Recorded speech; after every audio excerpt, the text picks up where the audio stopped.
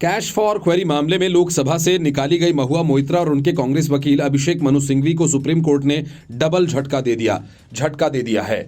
कारोबारी दर्शन हीरानंदानी से रिश्वत लेकर संसद का लॉगिन पासवर्ड उसे देने और उसकी तरफ से गौतम अडानी के खिलाफ सवाल पूछे जाने को लेकर फंसने और फिर लोकसभा से निकाले जाने के बाद महुआ मोइत्रा सुप्रीम कोर्ट में अपने निष्कासन को चुनौती देने गई थी और चाहती थी कि उनका निलंबन रोक दिया जाए और मामले की सुनवाई फरवरी में हो, लेकिन सुप्रीम कोर्ट ने राहत देने से इनकार करते हुए महुआ मोइत्रा की दोनों याचिकाओं को ठुकरा दिया। महुआ मोइत्रा ने लोकसभा से अपने निष्कासन को चुनौती देते हुए सुप्रीम कोर्ट का दरवाजा खटखटाया है, जिसकी जस्टिस संजीव खन्ना और जस्टिस दीपांकर दत्ता की बेंच सुनवाई कर रही है। इससे पहले महुआ मोइत्रा के वकील अभिषेक मनु सिंघवी ने कहा कि महुआ को केवल अपनी लॉगिन आईडी साझा करने के कारण निष्कासित किया गया।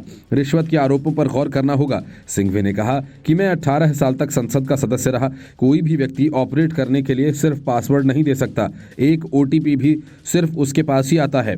यहाँ पासवर्ड साझा करने के विरुद्ध किसी भी नियम के बिना निष्कासित कर दिया गया। जो नियम लागू हैं वो हैकिंग से संबंधित हैं। सिंघवी ने आगे कहा कि ये वास्तव में एक सांसद के आरोपों पर आधारित है।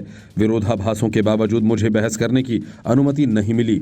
उन्होंने आगे कहा कि क्या ऐसे मामूली आधार पर किसी सांसद को निकाला जा सकता है?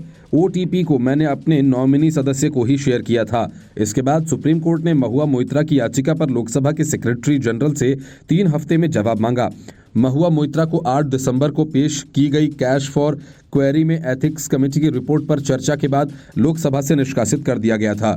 महुआ मोइत्रा को कारोबारी दर्शन हीरानंदानी से कथित तौर पर उपहार लेने के बदले में सवाल पूछने और उनके साथ संसद वेबसाइट की लॉग इन आईडी और पासवर्ड साझा करने के लिए अनैतिक आचरण का दोषी ठहराया गया था और 8 दिसंबर 2023 को लोकसभा की उनकी सदस्यता समाप्त कर दी गई थी। उन्होंने अपने निष्कासन को उच्चतम न्यायालय में चुनौती दी है।